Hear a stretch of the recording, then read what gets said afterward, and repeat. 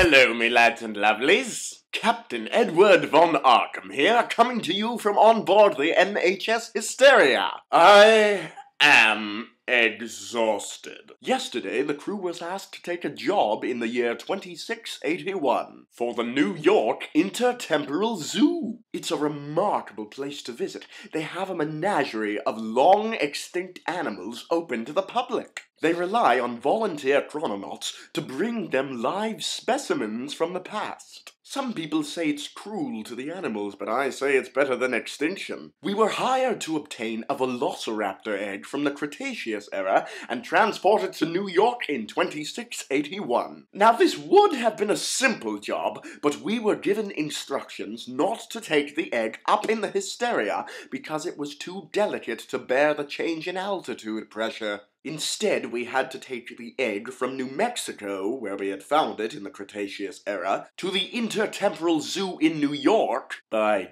train.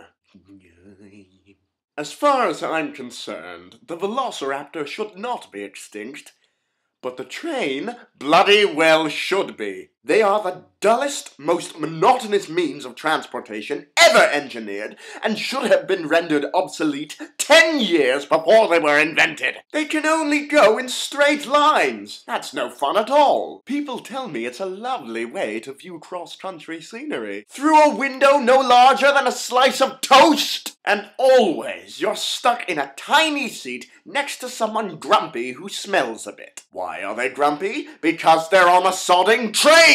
The wretched things only still exist because there are some Neanderthals who don't like flying. These are people who hate fun. So one of us had to accompany the velociraptor egg on the train across America. And guess who drew the short straw? So I got on the train in New Mexico at the Silver City station and took my seat with the egg in my lap, about to embark on the longest 8 hours of my life. And then it immediately got worse. Now, there aren't that many people in the world who can annoy me. But this woman, who came and sat next to me on the train, wasn't people. She wasn't the most attractive woman I've ever seen, but she was the most woman I have ever seen. She'd be about 4 feet 11 inches tall, lying down, and I was pressed up against the wall of the train, shielding the egg from her. And as if she couldn't have been any more of a bother, she then took out her lunch, which consisted solely of a series of grapefruit slices, which she then began to eat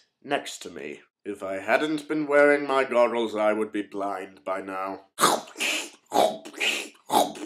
So I had to sit squished up against this grapefruit-squirting mammoth for hours, and the only thing I could do to bear the monotony was to force myself to sleep. So I slept soundly for about 4 hours, until I was abruptly awakened by a sharp, shrill shriek, followed by a series of panicked screams. I looked down to see that I was holding an empty eggshell in my lap. The blasted woman's body heat seemed to have acted as a vehicle for incubation, and now the newly hatched velociraptor was scampering about the carriage, frightening passengers and nibbling on the seats. Now I'm sure that in the future, everyone who was on that train will look back and laugh, but at the time, I was the only one who found this funny. I climbed over 3 rows of seats and leapt on the scaly little fellow, wrapping him up in my coat. And grateful as the conductor was that I had caught it,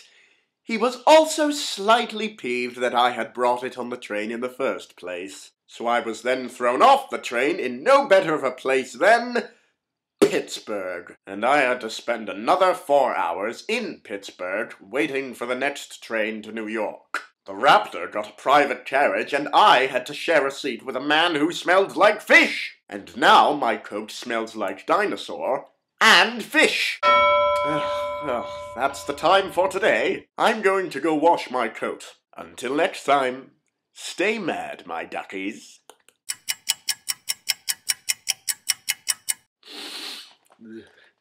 Prehistoric.